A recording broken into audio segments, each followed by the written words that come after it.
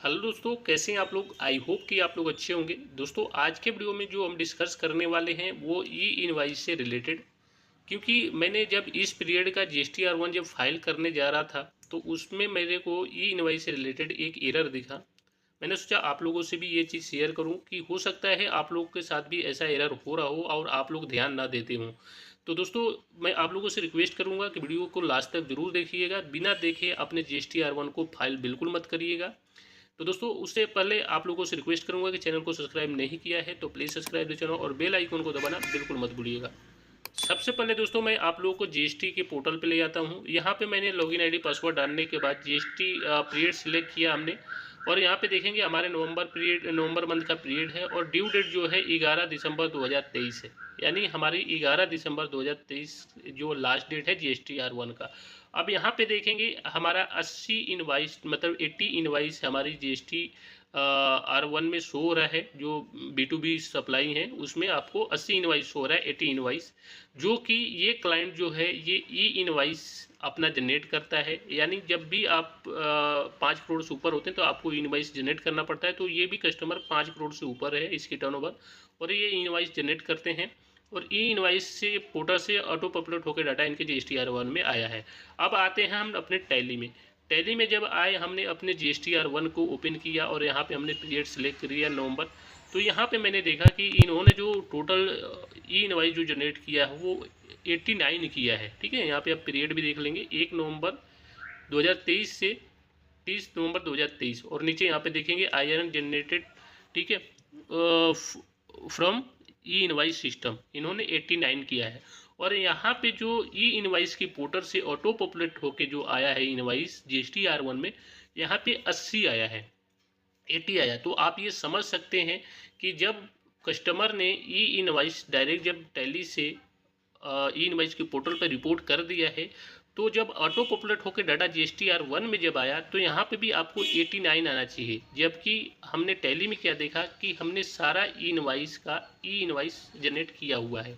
अब एक बार अब इस इनवाइस को हम ओपन करेंगे और इसको चेक करेंगे, रिकनसाइल करेंगे। ठीक है, अपने टैली से और अपने GST-R1 की पोर्टल से, कि कौन सा ऐसा इनवाइस है जो कि इसमें आपको शो नहीं हो रहा है। ठीक है, क्योंकि हमारी जो बुक में है वो 89 है और GST पोर्टल पे जो इनवाइस से ऑटो पॉपुलेट होकर आया है वो 80 है।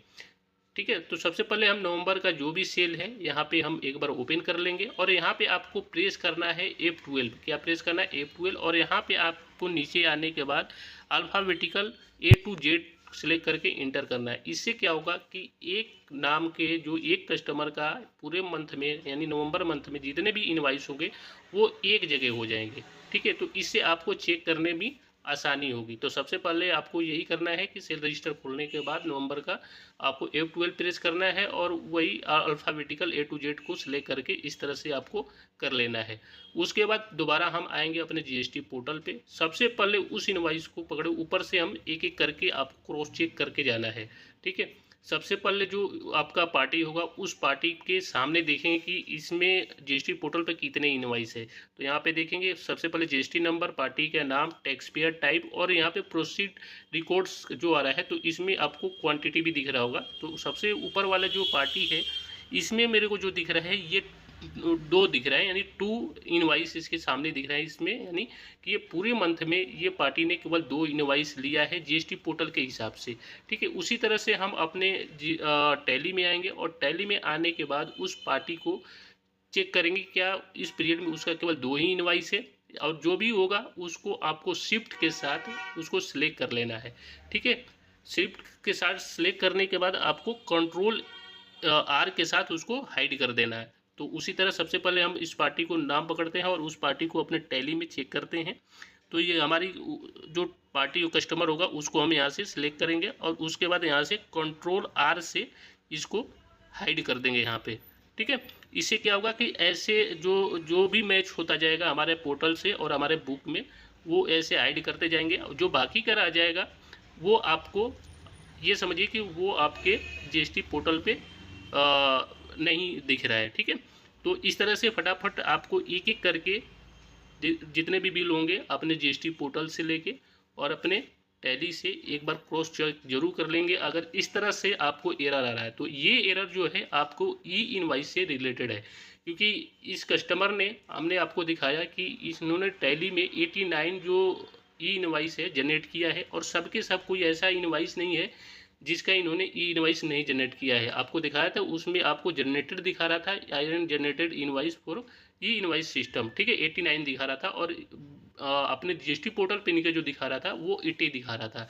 तो ये ई इनवाइस के जो पोर्टल है वहाँ से जो ऑटो पॉपुलेट होकर जो इनवाइस आया है GSTR1 में, इसमें कुछ आपकी ई इनवाइस की पोर्टल में कुछ एरर है, जिसके वजह से ये यहाँ पे आपको 80 इनवाइस ही शो कर रहा था।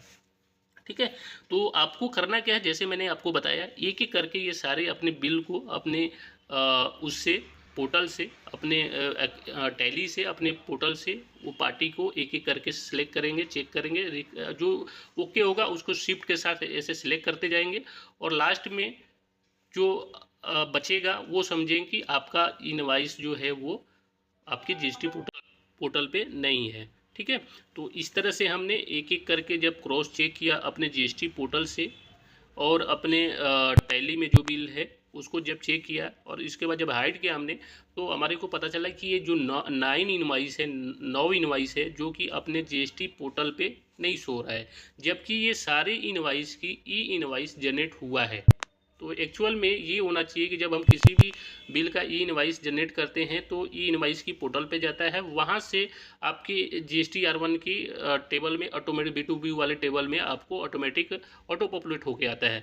लेकिन यहाँ पे एरर देखिए कि 89 इनवाइस हमने यहाँ पे टैली से जनरेट किया, ठीक है, लेकिन जो पॉपुलेट होके डाटा जो हमारे उसमें आया GSTR1 में, उसमें केवल कितना आया, 80 आया। तो अब आपको यहाँ पे करना क्या है कि एक एक इनवाइस को, ठीक है, अपने GSTR1 में इसको ऐड करते जाना है। तो सबसे पहले आपको एक इनवाइस को ओपन करना है, और ऊपर से सबसे यहाँ पे देखेंगे ऐड रिकॉर्ड पे क्लिक करना है।